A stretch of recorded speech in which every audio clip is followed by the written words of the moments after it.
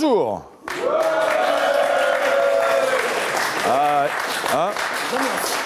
Limite Stade des Lumières, là. Paul, pardon, il faut dire Paul maintenant, le Parc Olympique Lyonnais. Bonjour, tant qu'il y aura les gones, c'est une émission sur le foot. Le foot à Lyon, c'est l'Olympique Lyonnais.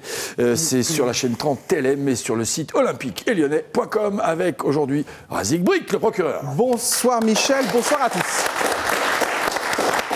Nous avons aussi la joie et l'honneur d'avoir avec nous Nicolas Puyebois. Salut Michel, salut à tous. Et avec nous, un ancien de l'Olympique Lyonnais, Sébastien Faure. Bonsoir Michel, bonjour à tous. Bon, alors, pas belle la vie? Eh oui. 4-1. 4-1, victoire dans ce fameux Parc Olympique Lyonnais. C'est vrai qu'on a du mal. On a du mal parce que voilà, il fallait bien trouver un nom. Pour l'instant, on sait qu'au niveau du naming, ça n'a pas avancé. C'était d'abord le Stade des Lumières. C'était une idée de Gérard Collomb, le maire de Lyon. Finalement, c'est transformé en Parc Olympique Lyonnais. Pourquoi pas, en attendant, mieux pour les finances du club. J'ai vu avec Jean-Pierre Vachès, peut-être ça va être le stade de TLM. Enfin, on va voir. Ils vont essayer de lâcher un peu. D'accord, Jean-Pierre Vachès a un budget pour le. Ouais. D'accord. Voilà. Bah, pourquoi pas. Je vais avec lui parce que bon, c'est. En tout cas, c'est vrai, c'est une belle enceinte. Hein. On a découvert cette enceinte réellement parce qu'on avait fait des visites avant, hein, bien évidemment, pour certains privilégiés. Et c'est vraiment une enceinte de football. On a pris du plaisir à découvrir ce Parc Olympique Lyonnais. Nico? Ah ouais, c'était une belle inauguration. C'est un beau vaisseau, un bel outil de travail. Ils ont vraiment travaillé. Ils ont vraiment pensé à tout, même au niveau de l'accessibilité. C'est vrai que j'ai pas eu la chance d'avoir le parking à côté du stade, donc moi j'ai eu le bonheur de prendre les navettes, comme tout le monde. Donc je me suis garé dans les parcs relais, j'ai pris la navette et c'était très fluide, c'était très, très facile d'accès. C'est bien pensé, et puis voilà, la caisse de résonance de ce stade, la super ambiance qu'il va y avoir. Le seul regret, c'est de ne pas pouvoir vivre un match de Ligue des Champions cette année dans cette enceinte, quoi. Mais autrement, ouais, on a vécu un bon moment. Cette saison, peut-être. Cette saison. Oui, cette année, oui. Peut-être que cette année, avec un peu de bol, si on raccroche les wagons. Vous y étiez, Sébastien? Oui, j'étais pour le premier match. C'est vrai que c'est un stade magnifique. Moi qui ai l'habitude depuis l'âge de mes 5 ans d'être allé à Gerland, ça change beaucoup.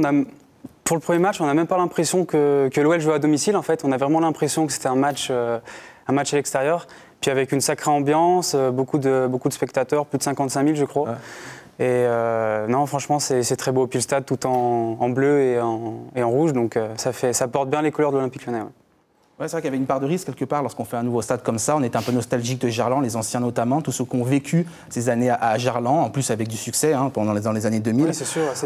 Voilà, exactement. Donc certains étaient un peu dubitatifs, pardon. Et non, c'est vraiment une enceinte de football. Alors effectivement, il y a le Parc Olympique Lyonnais, il y a du business derrière. On va pas se voiler la face. Pour avancer, pour rivaliser avec les grandes équipes européennes, il faut de l'argent. C'est un peu le foot business, comme on le dit. Certains le dénoncent. Mais là, ça sent le foot, quoi. Quand on aime le foot, on a trouvé que c'était une enceinte pour assister à des belles rencontres. Un palier à franchir pour après essayer de, comme a dit Nico, pour aller en Ligue des Champions. C'est vrai que 60 000 places, c'est très important pour la région, pour l'agglomération. Et si Lyon peut se qualifier cette année, dès cette année, ça peut être une superbe ambiance pour les prochains matchs. Ouais. La seule question, c'est est-ce qu'on va pouvoir le remplir chaque match, en fait? Parce que c'est vrai qu'il y a du business. Nous, on a eu la chance d'être invités par l'Olympique Lyonnais. Donc, on était dans les salons. Donc, on a pu essuyer les plâtres de cet endroit magnifique. Les salons sont vraiment aménagés pour pouvoir vraiment faire du business, pour pouvoir passer un bon moment. La tireuse à bière fonctionne très bien, il n'y a pas de souci. On l'a testé, c'est bon. Alors, on n'est plus en rodage. Non, mais vraiment, c'est un bel endroit pour travailler. L'OL s'est doté d'un bel outil. Et c'est sûr qu'avec la Ligue des Champions et les grands moments que l'OL... Enfin, maintenant, c'est à l'OL d'écrire son histoire. Ça, ouais. Et c'est à l'équipe de donner une âme à ce stade. En même temps, ça va faire comme Arsenal avec Highbury et puis maintenant Emirates. Donc voilà. Donc, pour les gens qui veulent un peu, vous savez, les entreprises, on ne parle plus de Highbury, on parle de Emirates. C'est-à-dire qu'il faut être du naming. On lâche un peu de sous et puis comme ça, on a de l'argent. Non. Mais de toute façon, si les résultats suivent, je pense que le public viendra remplir le stade tous les matchs. Ouais. Tout à fait, surtout en Coupe d'Europe, il n'y aura aucun souci. Après, peut-être en championnat, peut-être 2-3 matchs. Quelques affiches. Parce que c'est vrai que 60 000, c'est beaucoup. Le derby, oui, mais... les grosses affiches vont être pleines. Après, mais c'est le spectacle, on sait très bien. C'est une question qu'on se pose, quoi. Les Lyonnais ont toujours été comme ça, que ce soit pour le rugby, vous le connaissez, c'est quelque chose, un sport que vous connaissez, notamment le Loup, Michel.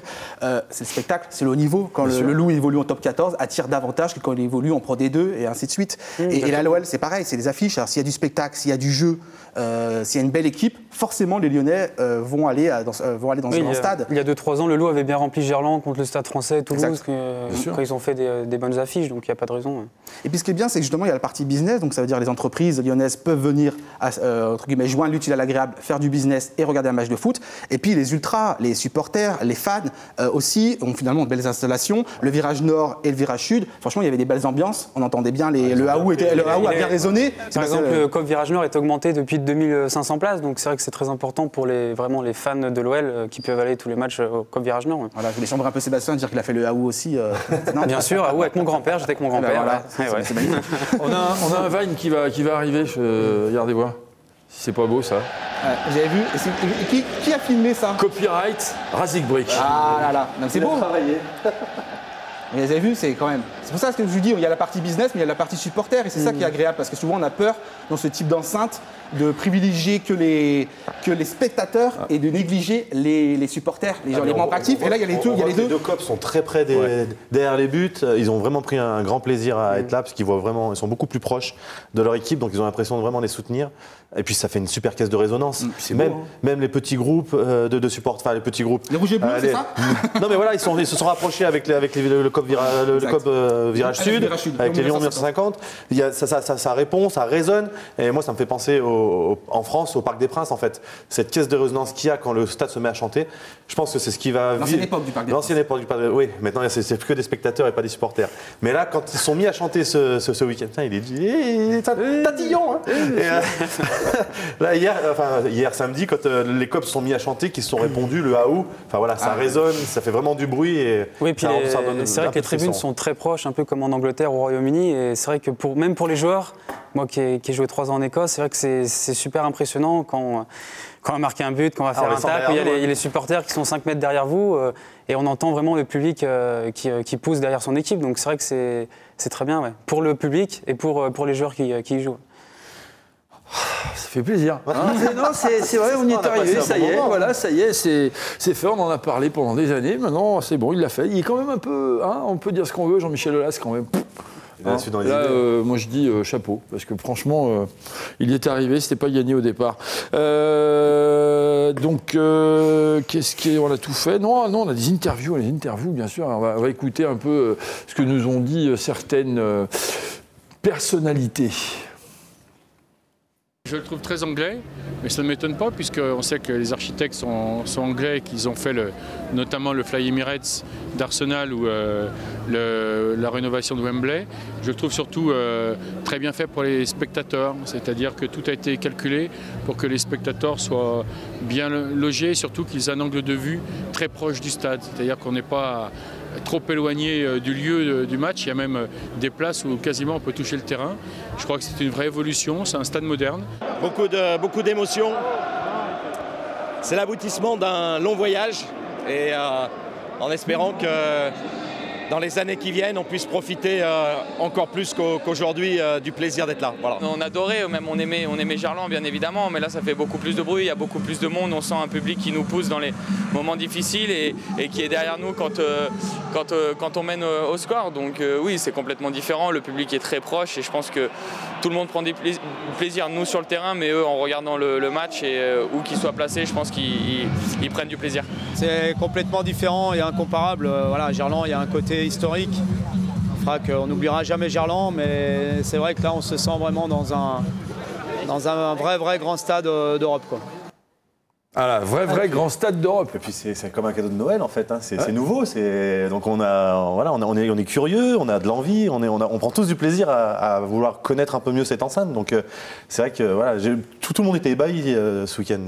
Des petits, les grands dans la navette. Moi j'avais un petit garçon qui était derrière moi dans le bus et il parlait avec son père dès qu'il a vu le stade. Et voilà, il était euphorique le petit. C'est génial, regarde ce stade, ça c'est un vrai stade de foot, c'est grand, c'est beau. Enfin voilà, c'était beau à voir vraiment. C'est vrai qu'il y avait beaucoup d'émotions et tout à l'heure on parlait de Jean-Michel Aulas. Nous, on le côtoie, on a l'habitude, on sait que c'est un chef d'entreprise, c'est aussi un bon communicant. Là, on a sorti une réelle émotion. Là, à la fin, je l'ai croisé à la fin avec Oulayam, justement, vraiment tout à la fin du concert. Et là, il a laissez-moi souffler, laissez-moi profiter. Voilà, c'est que du bonheur, c'est que du kiff, comme disent les jeunes. Il a vraiment pris son pied. Tu as raison, c'est vrai c'était un peu la même émotion qu'après le premier titre. Quand Lyon est champion de France, on le voit qu'il souffle, il y a des larmes qui sortent du président. Et c'est vrai que c'est un peu la même chose quand on l'a vu après le coupage du ruban avec le secrétaire d'État au sport. Il est vraiment là et il n'a qu'une envie, c'est vraiment que ça commence. C'est un aboutissement de plus de 10-15 ans. Moi, je m'en souviens, quand j'étais au club, ils en parlaient déjà. Il a eu beaucoup de bâtons dans les roues par rapport à des élus locaux, mais ce qui est normal. Tout le monde défend son beefsteak, comme on dit, mais il a su tenir bon. Il l'a dit. Il s'est bien battu. Ouais. En communiquant, il disait que c'était dur pour sa famille, mais que c'était peut-être le plus beau jour de sa vie, quoi. C'est vraiment l'aboutissement de sa carrière professionnelle, en fait. C'est là où on voit qu'il est fort, parce que quand on sent l'équipe, par exemple au mois de décembre, où les mecs n'avaient pas envie de jouer, machin, etc. Alors que lui, c'est un mec qui lâche rien. Il a son objectif. Et lui, voilà, donc il doit être vraiment complètement schizophrène quand il voit ses joueurs ne pas s'y filer. Et lui, avec son caractère, ça doit vraiment être compliqué. Mais il continue à essayer quand même de les protéger. Donc c'est là où on voit que c'est quand même quelqu'un qui tient la route. Bravo, monsieur le Président. Un chapeau. Allez, on va passer maintenant sur le succès.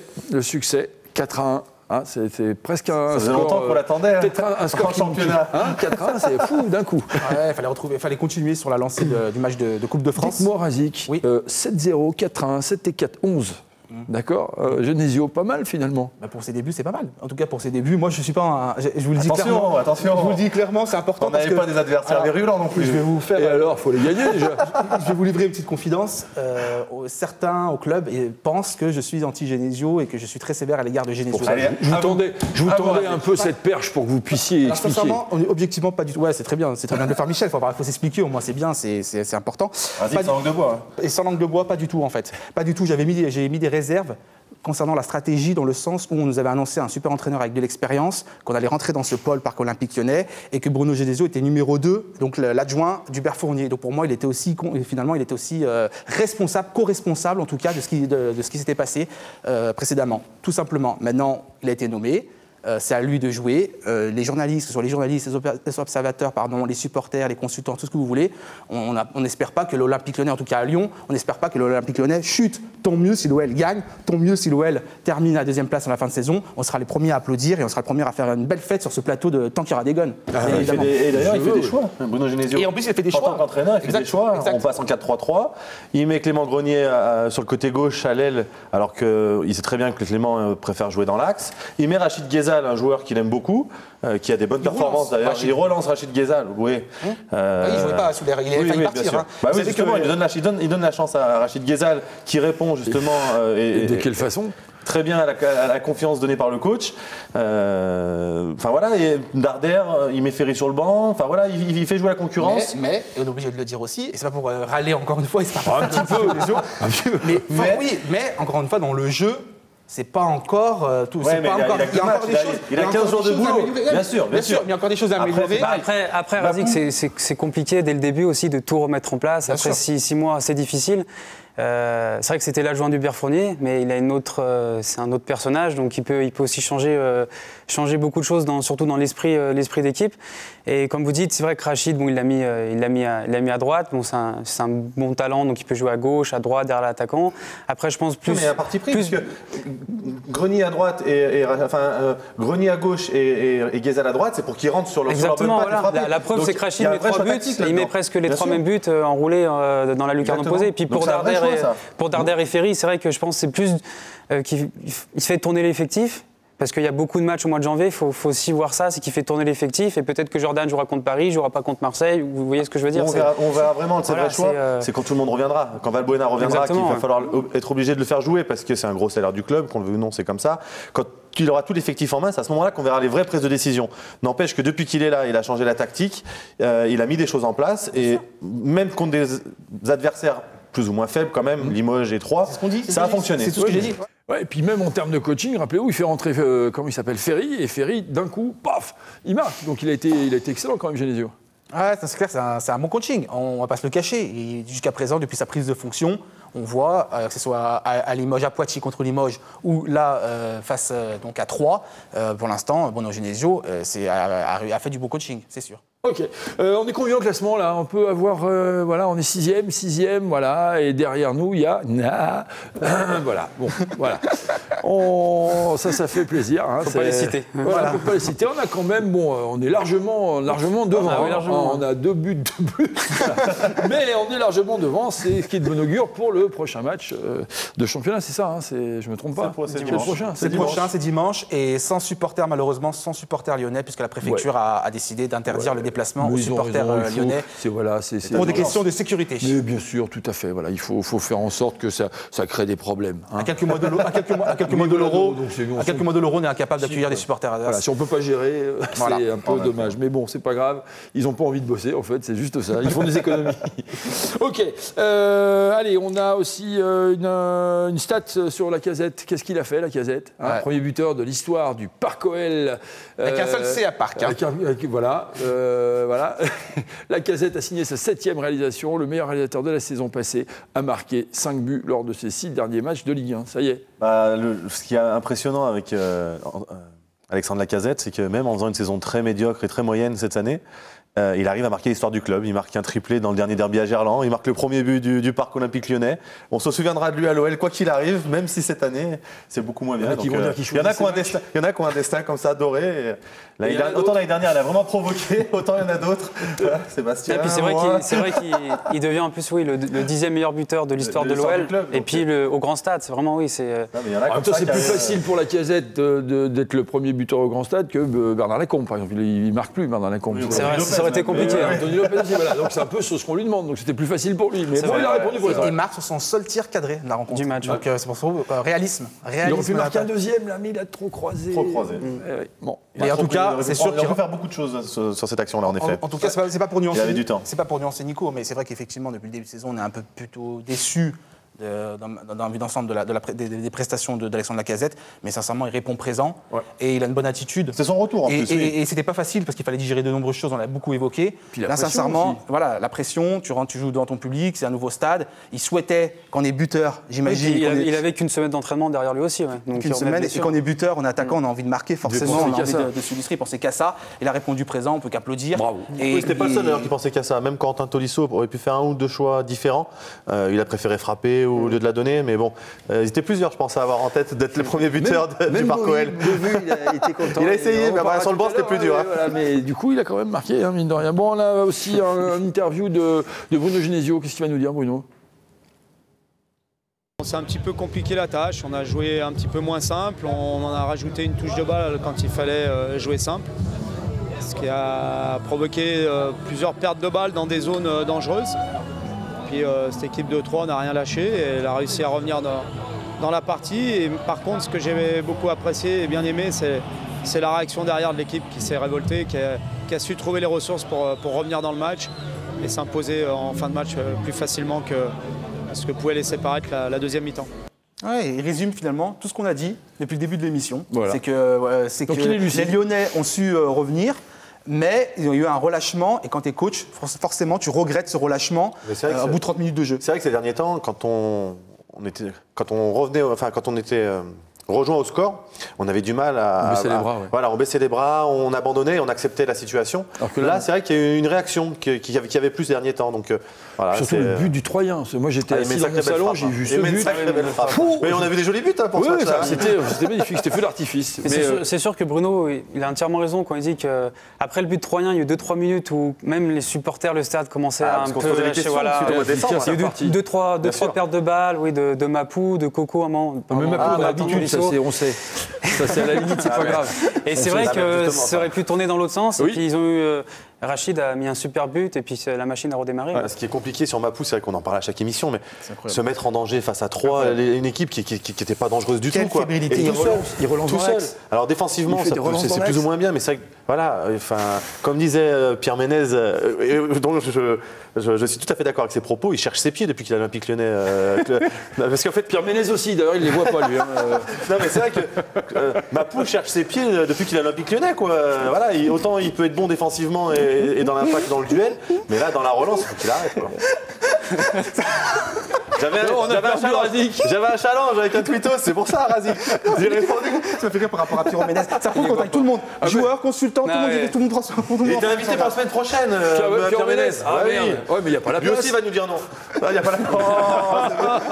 Et il faut arrêter. Bon, on arrête. C'est gros. Oh, ça va, mais je suis un ancien. J'ai le droit. Mais c'est sûr qu'en tout cas, on a. Franchement, je comprends, parce qu'on en parle du Canal Football Club, quand on fait de la pub, on salue les confrères Canal+. Jean-Michel Aulas, forcément, il a défendu. Hier, Mapou, il a trouvé que Pierre Ménès était sévère. Mais sincèrement, ce joueur-là, dès son arrivée à Lyon, c'est catastrophique. Enfin voilà, il n'a pas le niveau espéré d'un défenseur central à l'Olympique Lyonnais. C'est tout. Donc à lui de bosser encore une fois. Voilà. On le dit pour d'autres joueurs, à lui de bosser et de retrouver au moins un niveau potable, parce que là, pour l'instant, c'est... On se met en danger, on est fébrile, on devient fébrile face à 3 qui n'est pas dangereux du tout. Mais donc le problème, c'est qu'on devrait, après le premier but, on marque après 25 minutes, on devrait continuer à attaquer. Et à chaque fois, ça s'était déjà passé contre Marseille, je m'en souviens, même Marseille à 10. Et à chaque fois, on essaye de faire tourner derrière, on repasse, mais il n'y a plus de rythme, on fait que des passes latérales et ça avance pas le jeu. Et ce qu'il faudrait, c'est continuer à attaquer, surtout que je pense qu'avec 3, on avait la possibilité. On va perdre des ballons, c'est sûr, mais on aurait pu avoir 4-5 grosses occasions en plus. Il a fallu l'égalisation troyenne pour se remettre à jouer. Exactement. Ouais. Mais alors quel but il a mis. Oh là là. Pendant le Haou en plus. Alors, il y avait le Haou et tout, et d'un coup, tu vois le but comme ça, ça éteint tout le Haou. Hein. mais le Haou a repris après, ce qui est très important. Les supporters l'ont recommencé. Ouais. Bon, on a aussi une interview donc qui n'est. Voilà, je sais, c'est pas. Je me rappelle, mais il y a une autre interview, vous allez voir. Je sais que. Lui, il est bien, lui. Lopez, c'est ça, c'est le gardien. Je savais qu'il était bien. Il y a énormément de positifs, même s'il y a eu par séquence des manques de notre part. Voilà, il y a des choses, encore énormément de choses à corriger. On n'est pas guéri du jour au lendemain, mais on voit que les qualités sont toujours présentes. On les a pas perdues comme ça. Et en tout cas, là, ça laisse à imaginer beaucoup de choses pour la suite. Ouais, c'est la convalescence. En même temps, il ne peut rien sur le but. Là, non, bah, c'est sûr. Là, il ne peut rien faire. Il met une très belle frappe. Ouais. Puis la balle, imparable. Elle commence à tomber juste après sa main. Vous avez vu, c'est un truc de fou. On a l'impression que c'est piloté. Elle est tombée après la main de Lopez. Bon, bref, c'est comme ça. Il y a Grenier aussi qui nous dit quelque chose. Encore ? Oui, ça n'arrête pas. C'est une vraie émission de télé. Un petit peu en manque de confiance, en manque de rythme, on s'était un petit peu endormi, mais on a su remonter la pente et c'est ça qui est important pour la suite. On ne va pas retenir le négatif, même s'il va falloir s'en servir pour gommer ces petites erreurs. Surtout au début de première période, on a souvent du mal, de seconde période, pardon, on a souvent du mal à rentrer dans cette deuxième mi-temps. Mais on va retenir le positif, c'est qu'on a su réagir très rapidement. Oui. Mais à chaque changement d'entraîneur, de toute façon, il y a un état de grâce qui dure plus ou moins longtemps. Et là, on rentre dans le dur parce qu'on joue contre Paris Saint-Germain, on joue contre Saint-Etienne et contre Marseille. La fin du mois de janvier va déjà nous montrer nous apporter pas mal de réponses. En termes de motivation, ça va être plus facile. C'est plus facile de se motiver de jouer contre le PSG, contre Saint-Etienne et contre l'Olympique. Mais là, on pourra vraiment juger. Une bonne prestation, on pourra applaudir et dire effectivement, ils ont été performants. Ils ont tout à gagner. Face à la Lanterne Rouge 3, même si 3, bon, bah voilà, ils ont marqué un beau but, etc. Bah, forcément, on atténue un petit peu notre discours, c'est normal.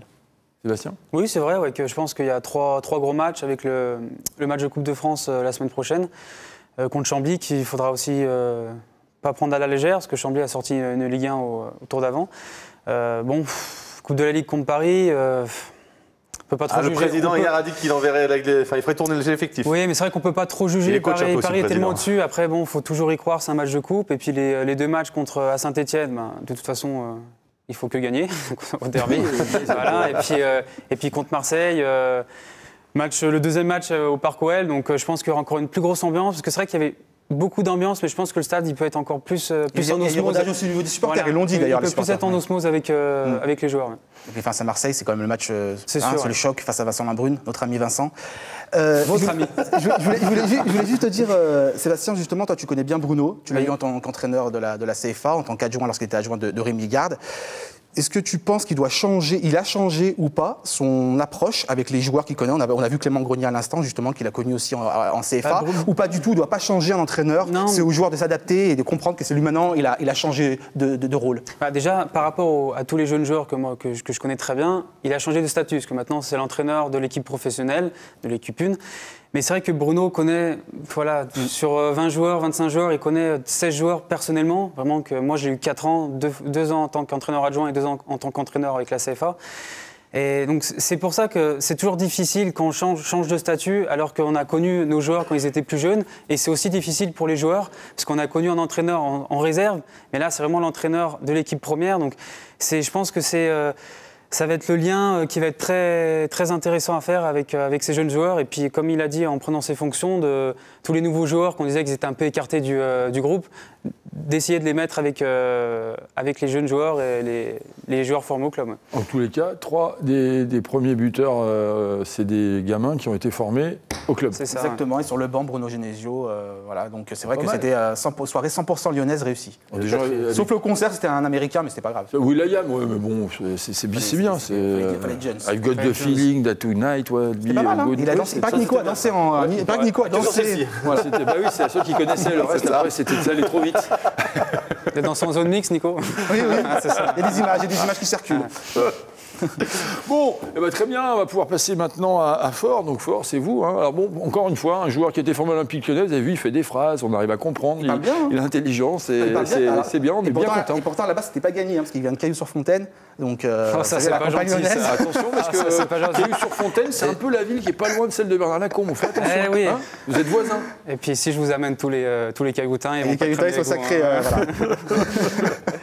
Je passe un petit bonjour à tous les Cailloutins. Ouais, alors passe bonjour. C'était une petite chambrer un petit peu. Moi, comme je suis du Val-de-Saône aussi, c'est pour chambrer un petit peu. Ah, vous êtes du Val-de-Saône, vous? Ouais, Neuville-sur-Saône, donc c'était pour chambrer. Neuville, ah ouais, vous êtes plus loin, vous. C'est pour ça. C'est plus la ville, le Caillou, la campagne, c'était pour chambrer un petit peu. Jamais Caillou, mais.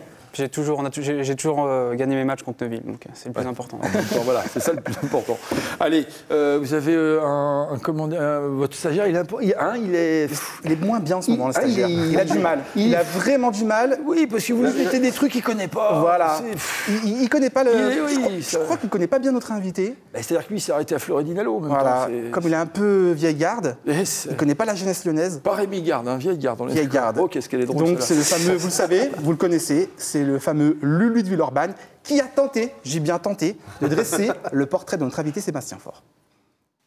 Sébastien Faure, c'est qui? C'est quoi, Bonté? C'est un jeune qui est né le 3 janvier 1991, donc il a fêté ses 25 ans la semaine dernière, faut y dire, c'est formidable.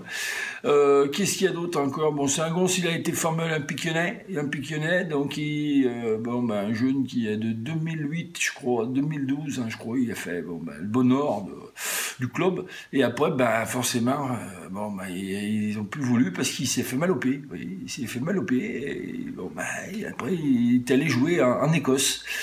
En Écosse, on me regardant pour tout ce qui est pied, parce que forcément, les gants, ils mettent des jupes, alors forcément, ils ont l'habitude, voilà, bon, je sais pas. Alors voilà, Sébastien Faure, maintenant, il joue chez les Rangers, FC. Encore une fois, quand on a mal au pied, on va pas jouer dans une équipe qui s'appelle avec des noms de chaussures, vous voyez, les Rangers, on rigole bien quand même, voilà, c'est parce qu'en même temps, moi, je connais pas, je sais pas qui c'est, vous voyez, plus ça va, plus les invités, là, il y a un moment, va falloir sortir les doigts du cul, allez, en vous remerciant, Sébastien Faure, comment on y dit maintenant, bienvenue dans Tant qu'il y aura des guns, Bonté. On l'a perdu, Lulu. Ah, on l'a complètement perdu. Alors, Lulu. Il n'a pas été invité au grand stade.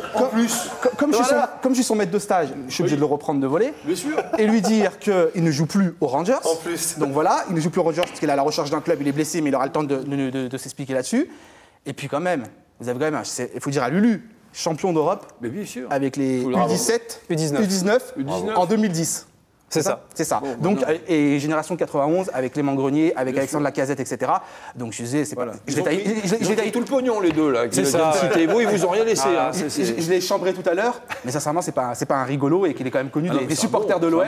Et il avait fait aussi un match de Coupe de France, Coupe de la Ligue contre Metz, à Gerland, avec sous l'air Claude Puel. C'est ça. Mon seul match avec les professionnels. Vous avez joué avec Claude Puel, alors? Ouais, c'est ça. On a perdu 3-1, donc c'était le début difficile.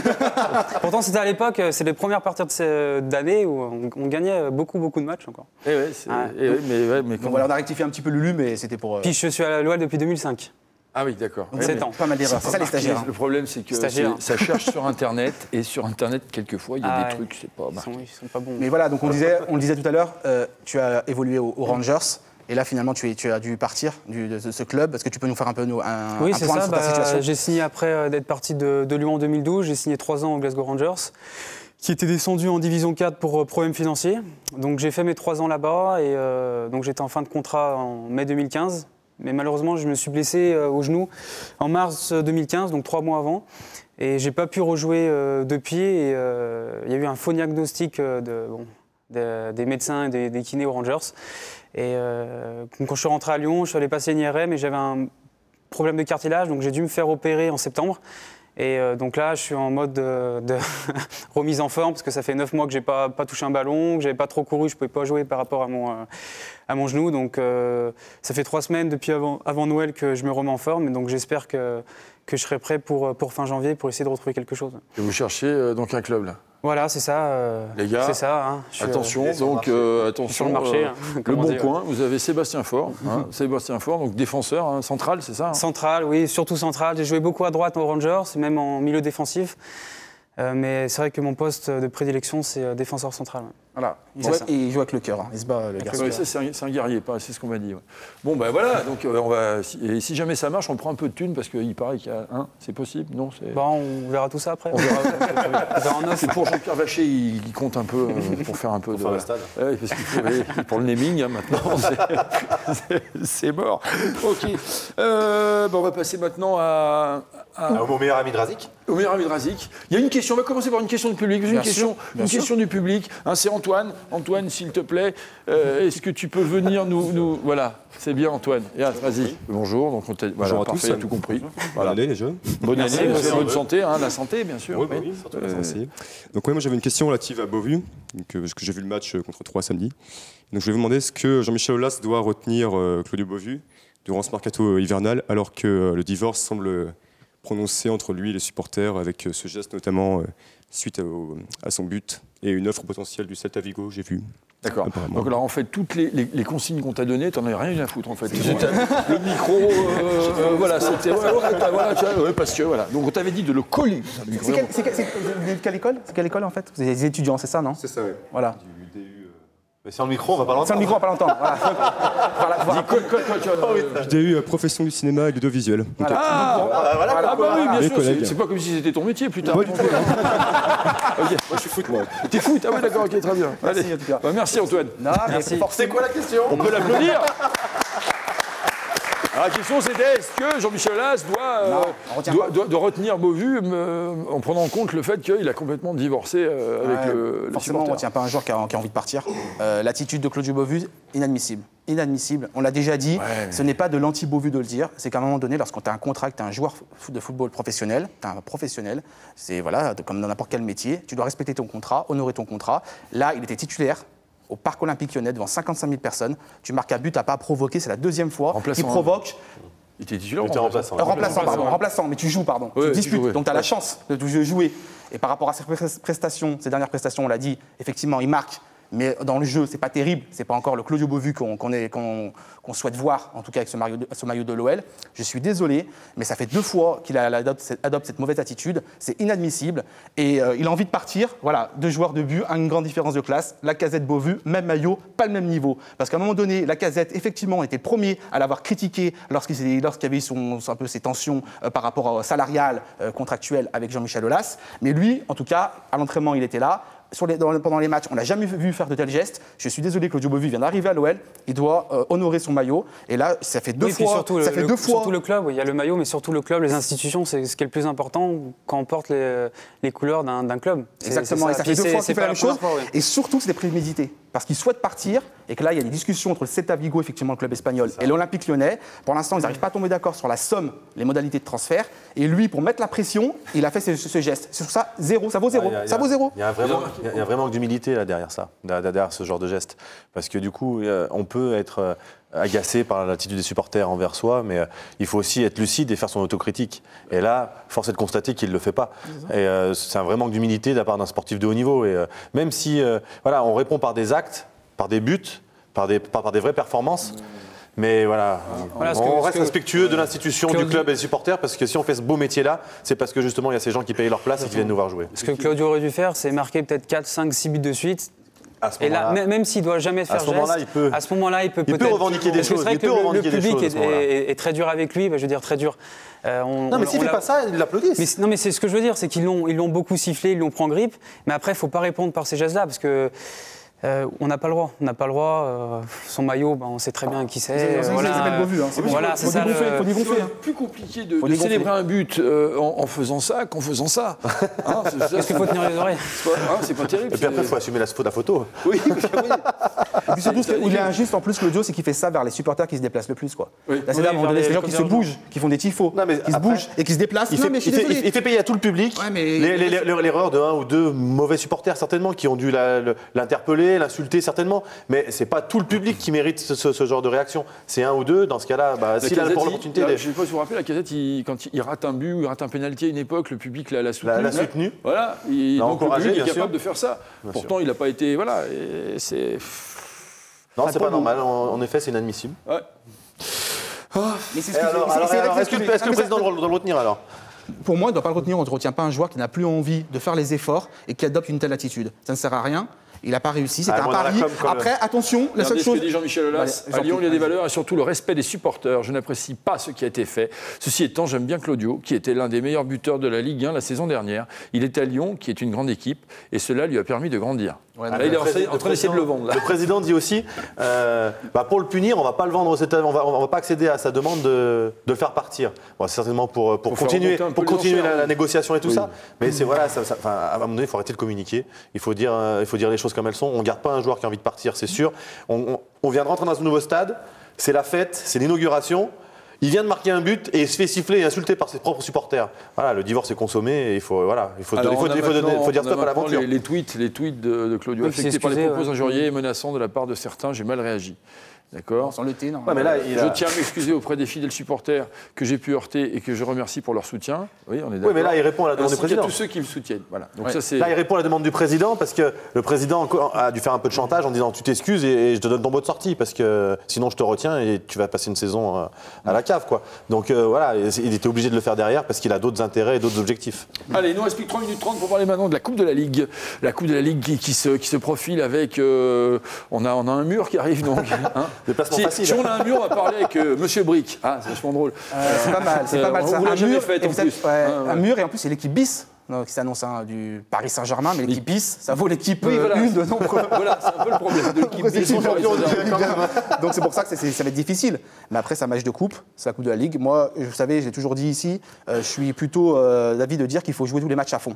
Moi, j'aime pas qu'on sélectionne des matchs. J'aime pas ce que j'entends un président, un entraîneur, un joueur dire on va faire la passe sur une rencontre. Je déteste ça parce que je suis un compétiteur et j'estime que les joueurs, surtout professionnels, doivent être des compétiteurs et doivent toujours. Tout match est différent, donc que ce soit Paris, que ce soit Chambly. Il faut jouer à fond. Il faut jouer à fond. On peut se dire que peut-être Paris va peut-être jouer un peu plus relâché et il faudra en profiter. Alors que si on n'est pas à fond, et ben même en étant relâché, Paris va quand même passer. Ça a été dit qu'il allait y avoir de la rotation dans l'effectif. C'est pas dit qu'on allait laisser le match. Après, on peut être à fond avec une équipe bis. Hein. Ouais. Les remplaçants, on leur preuve à faire également. Ah. Ouais. C'est pas le message que j'ai entendu hier. En tout cas, c'est pour ça que j'étais d'accord avec Habib Bey sur le plateau du CFC, comme il l'a dit à Jean-Michel Aulas, en disant je suis surpris de votre déclaration, justement de plutôt dire bon, grosso modo, on va faire tourner, mais c'est pas notre priorité. La priorité, c'est le derby. Enfin voilà, encore une fois, le derby. La priorité, ça reste le championnat. Le président n'a pas tort. Le pain quotidien, ça reste le championnat. Oui, après, je trouve que c'est pas bon. Quand on est engagé dans toutes les compétitions, on les joue à fond. Je suis tout à fait d'accord. Après, moi, la nuance, c'est que c'est aux 11 que va mettre Bruno Genesio de montrer qu'ils sont capables de répondre au président en disant voilà, de jouer à fond, de prouver qu'on est capable d'être titulaire dans les prochains matchs de championnat. Même si le coach fait tourner, voilà, c'est ça moi on sent le remplaçant qui pouvait jouer pendant exactement, tout à fait. Mais c'est tout à fait ça, parce que du coup, c'est la chance qui est donnée à ceux qui jouent pas beaucoup. Donc c'est vrai que c'est un peu chiant quand on est remplaçant d'entendre ce genre de discours du président ou dire bah voilà, on fait l'impasse sur ce match-là, donc on va mettre les seconds couteaux. Bah ouais, mais n'empêche que les seconds couteaux, quand le titulaire est blessé, t'en as besoin. Donc et c'est ce genre de match qui leur donne du temps de jeu et qui leur permet d'être performants et d'être champions, comme à mon époque. Quelquefois, on est d'accord que le second couteau peut être meilleur que le titulaire, mais comme c'est le titulaire, vous connaissez ça. Comme il y a la hiérarchie. Ça vous est arrivé, ça? Oui, sans prétention aucune, mais Greg qui l'avait dit. Greg qui m'avait dit. T'es meilleur que moi, mais...